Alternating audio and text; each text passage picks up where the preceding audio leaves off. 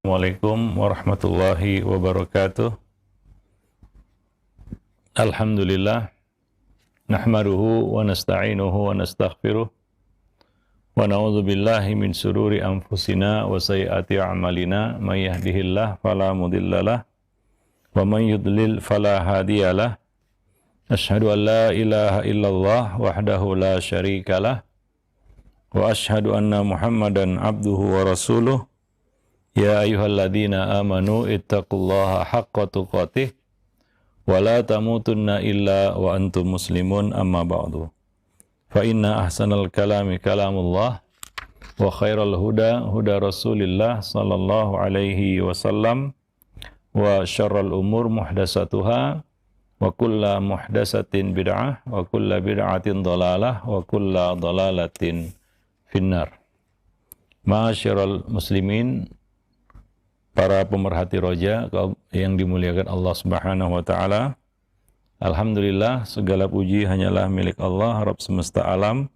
Salawat dan salam atas Nabi kita Muhammad sallallahu alaihi wasallam, keluarga beliau, sahabat beliau, dan siapa saja yang mengikuti sunnah beliau sampai hari kemudian. Para pemerhati roja, kaum muslimin dan muslimat yang dimuliakan Allah, pada kesempatan siang yang berbahagia ini, kita dapat bertemu kembali masih bersama buku Talbis Iblis, yang mana pada kesempatan siang ini kita akan melanjutkan pembahasan yang ada di dalamnya. Sebelumnya salawat dan salam atas Nabi kita Muhammad sallallahu alaihi wasallam, keluarga beliau, sahabat beliau, dan umat beliau sampai hari kemudian. Kita sampai pada poin yaitu satu kebiasaan yang dialami oleh ataupun dilakukan oleh para kaum sufi di dalam mengekspresikan rasa gembira karena mendengar kasidah, nyanyian, yaitu mereka mengiringinya dengan tepuk tangan, ya, tepukan tangan. Abu Ali bin Al-Khatib menceritakan bahwa Ibnu Badnan terbiasa mengalami wajad, ya, sedangkan Abu Sa'id Al-Kharraj terbiasa bertepuk tangan untuknya, yaitu ketika dia mengalami wajad, maka yang lain bertepuk tangan, ya, menyambutnya. Nah, Ibnu Jauzi mengatakan, padahal tepuk tangan merupakan kemungkaran yang menyenangkan, yang bisa mengeluarkan pelakunya dari batas-batas kewajaran. Ya. Perbuatan seperti ini tidak mungkin dilakukan oleh orang-orang yang berakal. Dan pelakunya pun menyerupai orang-orang musyrik yang biasa bertepuk tangan di Baitullah. Dan mereka dicela oleh Allah Subhanahu wa taala. Dalam surat Al-Anfal ayat 35, Allah mengatakan, "Wa ma kana salatuhum 'indal baiti illa muka'an wa tasdiyah." Dan ibadah mereka di sekitar Baitullah tidak lain hanyalah siulan dan tepukan tangan. Muka artinya siulan. Tasdiyah artinya tepukan tangan, tepuk tangan. Ya. Dan bertepuk tangan itu juga, kata beliau, menyerupai perbuatan yang biasa dilakukan oleh kaum wanita. Maka orang yang berakal niscaya enggan melakukan sesuatu yang bisa mengeluarkannya dari kewibawaan, ya, kepada tindakan yang memalukan dan menjadi kebiasaan orang-orang kafir dan kaum wanita. Jadi kebiasaan tepuk tangan ini juga merupakan salah satu kebiasaan yang buruk dan tidak pantas, menjatuhkan kehormatan di kalangan salaf dahulu, dan itu merupakan bentuk tasyabbuh dengan orang-orang musyrik, dan juga merupakan bentuk tasyabbuh dengan kaum wanita. Maka tidak selayaknya ini dilakukan, ya. Dan juga anak-anak, ya, jangan dilatih dan dibiasakan tepuk tangan. Ya, ya kadang-kadang kita lihat di sekolah-sekolah, ya terutama di taman pendidikan kanak-kanak TK, itu anak-anak diajari bertepuk tangan. Ya, seharusnya tidak dibiasakan atau tidak diajarkan hal ini kepada mereka. Ya, nah demikian. Karena itu bukan kebiasaan yang baik. Ya, itu adalah kebiasaan yang bisa menjatuhkan muru'ah atau marwah. Dan itu adalah kebiasaan orang-orang di luar Islam yang tidak patut ditiru oleh kaum muslimin. Nah, salah satu di antara talbis iblis terhadap kaum sufi ini adalah mereka mengekspresikan kegembiraan, ketakjuban ya terhadap sesuatu yang mereka lihat dan mereka dengar. Misalnya ada orang yang mengalami wajad ya, atau mereka mendengarkan sebuah kasidah, maka mereka mengiringinya dengan tepukan tangan. Mereka bertepuk tangan. Ya. Nah, demikian. Apalagi tepukan tangan ini dimasukkan ke dalam ataupun mengiringi ibadah zikir yang kita lakukan. Ya, ini tentunya sangat tidak layak ya. Masukkan tepuk tangan ini di dalam aktivitas ataupun kegiatan ibadah kita. Ya, misalnya dilakukan di masjid, di majelis ilmu, ya, maka kita menjauhi hal-hal seperti itu. Ya, walaupun sebagian orang mungkin karena ketidaktahuan melakukannya ya. Ya, maka hendaknya mereka menyadari bahwa ini bukan kebiasaan yang baik. Ya, bahwa itu bukan kebiasaan kaum muslimin. Ya, bahwa itu bukanlah suatu hal yang terpuji. Ya, bahkan itu adalah kebiasaan orang-orang di luar Islam. Wallahu alam bissawab. Maka hendaknya kita hindari hal semacam itu. Ya, walaupun itu populer di tengah-tengah manusia. Ya, kadang-kadang sebagian orang mengekspresikan kekagumannya dengan bertepuk tangan. Ya, berdiri dan bertepuk tangan. Ya, wallahu alam bissawab. Padahal mereka kaum muslimin ya, yang seharusnya mereka tahu bahwa di dalam Al-Quran Allah mencela ya orang-orang yang melakukannya di Baitillahil Haram, yaitu orang-orang musyrik. Wallahu a'lam. Taib. Kemudian berikutnya adalah menari ketika mereka merasakan wajad atau merasakan kegembiraan atau kebahagiaan. Ya. Nah, tatkala perasaan senang semakin kuat, maka kaum sufi ini pun tidak dapat menahan diri mereka untuk menari. Ya, sebagian dari mereka berargumentasi dengan demi melegalkan aksi tersebut, menari itu dengan firman Allah Subhanahu wa taala kepada Ayub, "Urqud birijlik," hentakkanlah kakimu. Surat Shad ayat 42. Lalu itu diangkat sebagai dalil bahwasanya boleh menari. Ya, boleh menari. Apalagi untuk menyertai zikir ya ataupun nyanyian. Maka Ibnu Jauzi mengatakan, ini argumentasi yang sangat kaku dan jumud ya, atau ini satu yang keliru ya. Ya, karena jika perintah menghentakkan kaki itu disebabkan kebahagiaan, maka menjadi subhat untuk menguatkan perbuatan mereka. Namun perintah menghentakkan kaki tersebut dimaksudkan agar air di dalam bumi terpancar, yaitu perintah Allah kepada Nabi Ayub, "Urqud birijlik," hentakkan kakimu, yaitu agar air yang ada di dalam bumi terpancar, bukan untuk menari. Jadi ini sangat, ya kita katakan sangat konyol ya, berdalil dengan ayat ini untuk membolehkan menari. Nggak ada kaitannya sama sekali.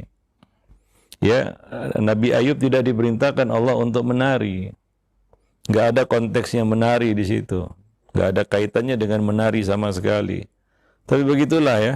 sebagian orang yang terbiasa beramal dulu baru mencari dalilnya, ya maka seperti itu, apapun yang mereka dapatkan yang bisa mendukung perbuatan tersebut, mereka angkat sebagai dalil. Ya, sementara kaidah yang kita anut adalah ya kita ya mencari dalil dulu baru mengerjakan satu perbuatan. Ya, al ilmu qabla al qauli wal amal. Ya, kita tahu dulu dalilnya baru kita amalkan. Bukan kita beramal dulu baru cari-cari dalilnya. Maka seperti ini jadinya, apapun diangkat jadi dalil. Ya, kadang-kadang nggak nyambung juga ya dipaksakan. Ya, seperti yang terjadi di sini. Mereka mengangkat firman Allah surat Shad ayat 42 sebagai dalil bolehnya menari. Karena ada perintah hentakkanlah kakimu. Nah, ya, tanpa melihat sebelum dan sesudah dari konteks ayat tersebut atau teks ayat tersebut. Nah, demikian ya. Ya. Jadi ini satu kekonyolan ya yang nggak bisa diterima. Ya, wallah alam bisawab. Ibnu Aqil mengatakan, bisakah perintah agar orang sakit mentakkan kakinya ke tanah saat penyakitnya akan dihilangkan?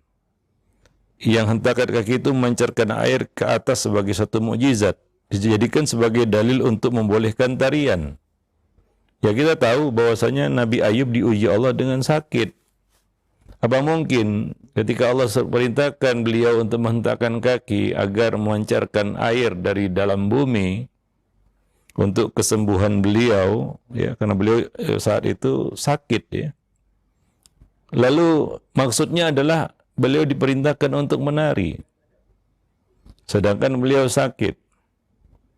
Jadi ini argumentasi ataupun pendalilan istidlal yang terlalu dipaksakan, nggak tepat, sama sekali tidak tepat. Ya, nah demikian. Wallahu a'lam bishawab. Artinya tidak mungkin ini perintahnya untuk menari. Ya, perintah untuk menghentakkan kaki di sini adalah perintah untuk menari. Itu sangat mustahil, nggak nyambung sama sekali.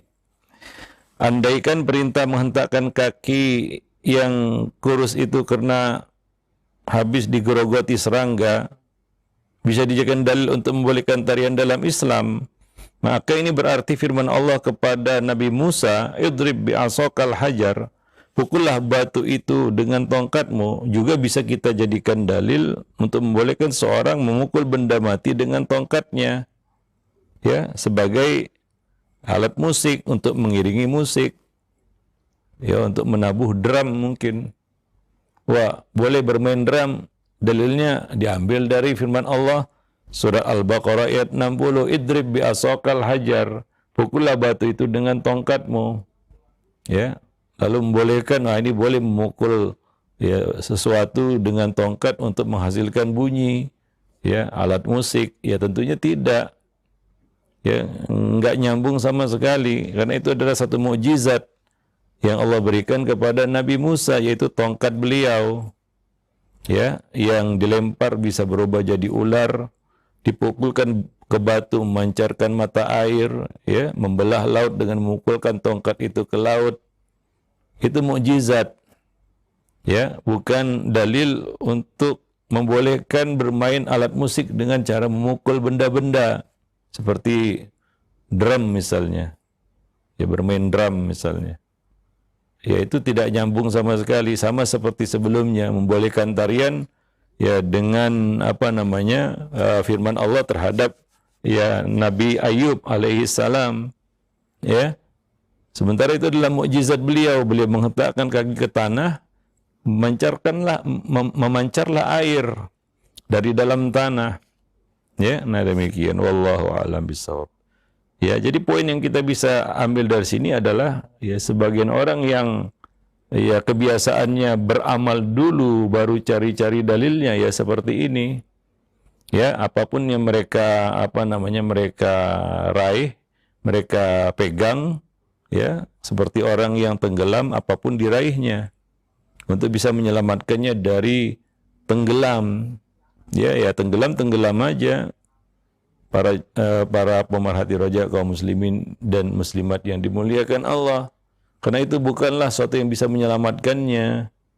Sama seperti di sini juga, ini dalil tidak bisa membantu mereka untuk membenarkan tindakan mereka atau amal yang mereka lakukan itu. Wallahu a'lam bishawab. Ya, maka beliau mengatakan di sini, ya, Ibnul Jauzi mengatakan kita berlindung kepada Allah dari sikap mempermainkan syariat. Apalagi ya kita menggunakan ayat-ayat Allah, hadis-hadis Nabi serampangan, ya, tanpa mengetahui apa kandungan dari ayat tersebut, apa makna dari hadis tersebut. Lalu kita gunakan ya untuk menyesuaikan dengan apa yang ada pada kita, yang selaras dengan hawa nafsu kita, ya. Nah, demikian. Maka biasakan kita cari dalilnya dulu, tetapkan dalilnya dulu, ya, pahami dalilnya dulu, baru diamalkan, ya. Nah, demikian. Wallahu a'lam bishawab. Orang-orang yang membela mereka berdalih, Rasulullah pernah bersabda kepada Ali, ya, kamu bagian dariku dan aku bagian darimu. Maka Ali pun berjengget, yaitu berjalan dengan satu kaki, sedang kakinya yang lain diangkat. Mereka berdalil dengan kisah ini. Ya, sementara hadisnya ini, ya, kisah ini adalah kisah yang mungkar. Hadisnya mungkar, tidak bisa dijadikan sebagai dalil. Ya, ada kata-kata al-hajl, yaitu berjalan dengan satu kaki, sementara kaki yang satu diangkat. Ya, nah, di dalamnya terdapat perawi yang bernama Hani bin Hani. Dia adalah seorang perawi hadis mungkar, hadisnya mungkar.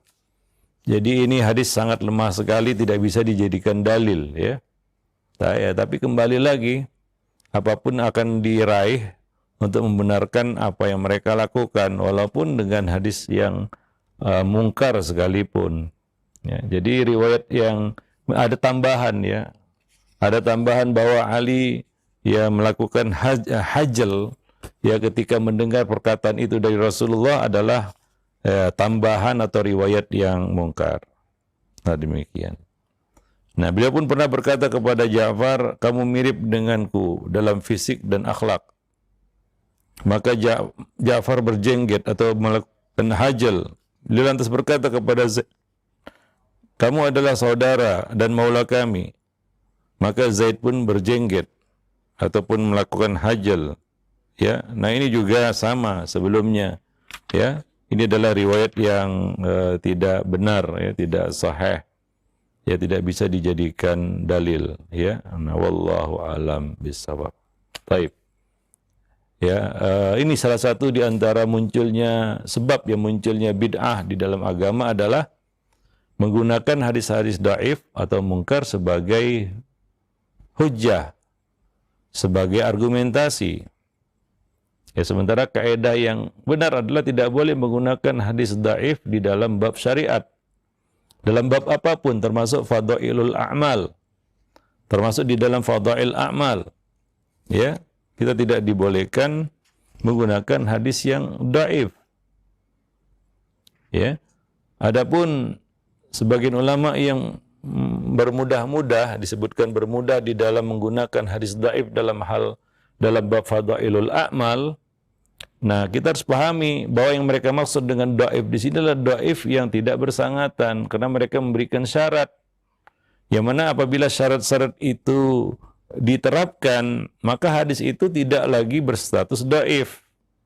Ya, tapi ya minimal dia berstatus hasan li ghairihi. Ya, jadi bukan mutlak dhaif.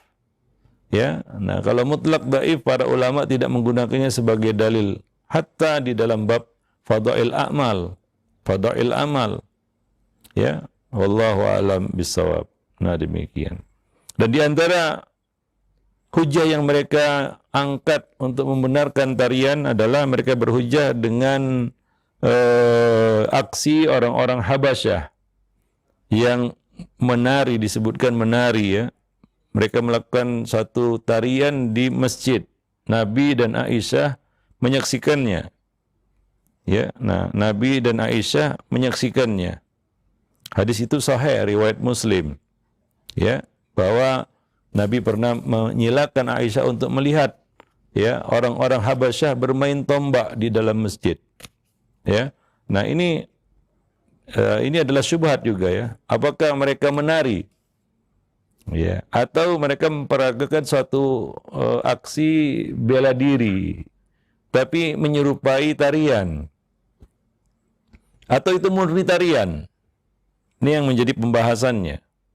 Ya, apa yang dilakukan oleh orang-orang Habasyah yang disaksikan oleh Aisyah, Nabi juga menyaksikannya. Bahkan Nabi membiarkan Aisyah untuk menontonnya, menyaksikan aksi orang-orang Habasyah itu. Apakah murni tarian? Karena mereka disebutkan bermain tombak.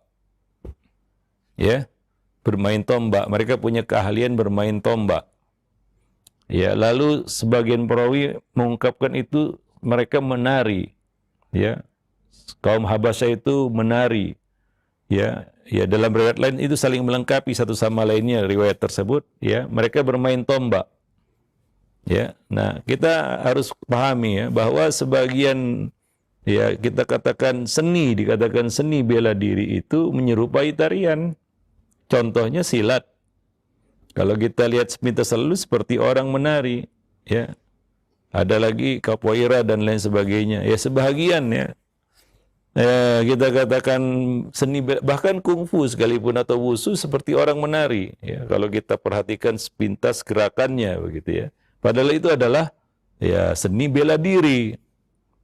Jadi kemungkinan itulah yang dilihat oleh Rasulullah dan Aisyah di masjid terhadap orang-orang Habasyah ini. Mereka memperagakan satu seni bela diri ya dengan menggunakan tongkat yang menyerupai tarian, bukan mereka menari di situ. Jadi ini nggak bisa diangkat juga sebagai dalil bahwasanya yang dilakukan oleh orang-orang Habasyah di dalam masjid tersebut adalah mutlak tarian. Mereka menari, enggak. Hingga gambaran kita seperti orang menari saat ini. Ya, itu gambaran yang keliru karena mereka memperagakan di situ aksi bermain ya, tombak. Ya, nah demikian itu salah satu aksi seni bela diri yang memang kadang-kadang sepintas selalu itu terlihat seperti tarian. Ya, jadi enggak bisa diangkat sebagai dalil bahwasanya Nabi membolehkan tarian. Ya, apalagi disertai nyanyian, musik, ya, atau karena kegembiraan dan sejenisnya. Wallahu a'lam bissawab. Ya, nah demikian. Baik. Jadi disebutkan oleh Ibnul Jauzi di sini, al-hajal atau berjenggot dengan yaitu berjalan dengan satu kaki dan mengangkat kakinya yang lain yang dilakukan oleh ketika seorang merasa senang. Ya, nah, pantaskah cara berjalan tersebut disebut tarian? Ya, kalau betul-betul ya mereka melakukan hajl, apakah itu didefinisikan sebagai sebuah tarian? Begitu pula halnya dengan cara berjalan orang-orang Habasyah. Ya, zafan adalah berjalan dengan melompat-lompat yang biasa dilakukan pada waktu perang. Ya, ada suku di Afrika, mereka melompat sangat tinggi, melompat-lompat begitu ya. Ya, pemain basket kalah itu. Ada itu, ya, satu suku di Afrika. Mereka punya kelebihan, yaitu mampu melompat tinggi begitu. Macam ada pir kakinya. Ya, kemungkinan seperti itu yang disebut zafan, yang diperagakan oleh orang-orang Habasyah di dalam masjid. Ya. Lalu apakah itu disebut tarian? Karena ini biasa adalah suatu keahlian yang mereka gunakan waktu perang. Ya, seperti kita katakan tadi ya, sebagian martial art itu seperti tarian. Capoeira dari Brazil misalnya, itu seperti tarian. Tapi itu adalah seni bela diri. Jadi seperti tadi ya, apakah pantas itu disebut sebuah tarian? Tidak. Ya, nah demikian. Wallahu a'lam bisawab. Itu bukan tarian, dan mereka juga bukan bermaksud menari, tapi melatih diri. Ya, ada manfaatnya, yaitu untuk peperangan, mengasah keterampilan. Ya, sehingga keterampilan itu ya tidak pudar ya, atau semakin terasah, semakin terlatih. Ya, nah demikian. Wallahu a'lam bissawab ya. Nah, jadi untuk menguatkan pendapat tentang dibolehkannya tarian, ya sebagian orang atau mereka, ya, Abu Abdurrahman As-Sulami berargumen dengan athar yang diriwayatkan dari Sa'id Ibnul Musayyib bahwa dia pernah melintasi salah satu gang yang ada di Mekah. Lalu ia mendengar Al-Akhdar Al-Hadda mengungkapkan bait-bait syair di dalam rumah Al-As bin Wa'il. Maka Sa'id pun menghentak-hentakkan kakinya ke tanah selama beberapa waktu, beberapa lama, lalu berkata, ini enak didengar. Ya, mereka juga menukil syair Sa'id Ibnul Musayyib. Maka Ibnul Jauzi mengatakan, ya, riwayat ini yang dinisbatkan kepada Sa'id Ibnul Musayyib, kata beliau, sanadnya terputus, tidak jelas, dan tidak sahih dari Sa'id Ibnul Musayyib. Bait-bait syair itu juga bukan miliknya. Sa'id terlalu mulia untuk melakukan hal seperti itu. Nah demikian. Bait-bait tersebut dikenal milik Muhammad bin Abdullah bin Numair An-Numairi, salah seorang penyair.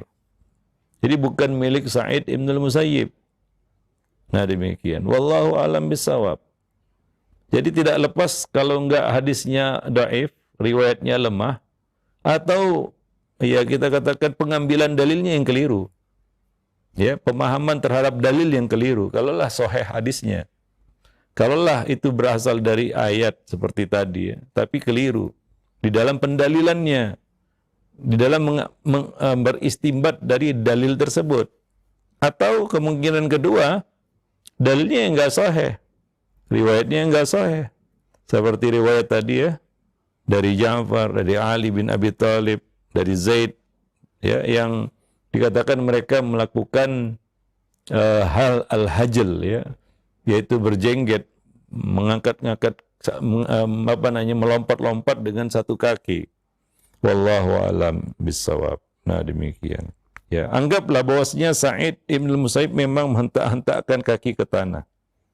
Namun anggaplah riwayat itu sahih ya, padahal enggak sahih ya, terputus sanadnya. Anggaplah sahih.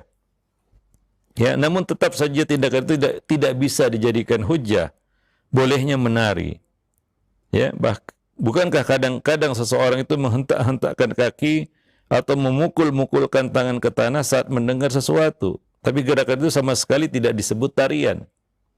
Ya, nah demikian. Jadi tidak ada argumentasi yang bisa mendukung perbuatan mereka itu. Ya, wallahu a'lam bissawab.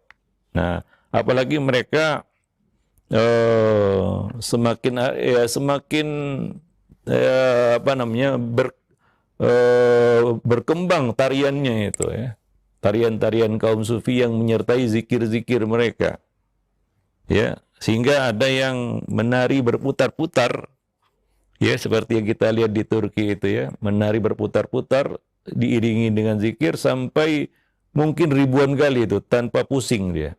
Seperti ya orang ya kerasukan gitu ya. Normalnya pusing, mual, mungkin dia akan tersungkur begitu. Kalau normal ya, kalau dengan kondisi sadar begitu ya, normal nggak mampu seperti itu. Kata mereka sudah menyatu katanya dengan ya ilahi atau yang dengan alam atau dengan apalah begitu ya. Dengan zat yang maha kuasa katanya, berputar-putar seperti itu. Normalnya orang normal nggak bisa melakukan itu. Kalau nggak ada pengaruh luar ya, jin misalnya atau jenisnya. Ya, wallahu a'lam bissawab. Jadi tidak ada dalil yang bisa diangkat ya di sini untuk membenarkan tarian ya, apalagi itu untuk mengiringi zikir atau tarian yang dilakukan untuk mengungkapkan wajad atau kebahagiaan, kegirangan, kegembiraan yang sangat, itu tidak bisa diangkat sebagai dalil sama sekali. Ya, apa-apa yang mereka sebutkan tadi, wallahu a'lam bishawab. Ya, nah demikian. Ini terlepas tarian erotis dan lain sebagainya memang nggak boleh dalam syariat ya. Wallahu a'lam. Baik. Nah demikian ya, salah satu di antara talbis iblis terhadap ya kaum ini adalah ya membuat mereka menari ya, dan menganggap itu suatu hal yang wajar, normal, bahkan itu dijadikan sebagai salah satu bagian dari zikir yang mereka lakukan. Ya, wallahu a'lam bishawab. Nah itu ya materi kita pada kesempatan siang yang berbahagia ini, mudah-mudahan ya bermanfaat. Aqulu qauli hadza astaghfirullah li wa lakum wa lisairil muslimin innahu huwal ghafurur rahim. Assalamualaikum warahmatullahi wabarakatuh.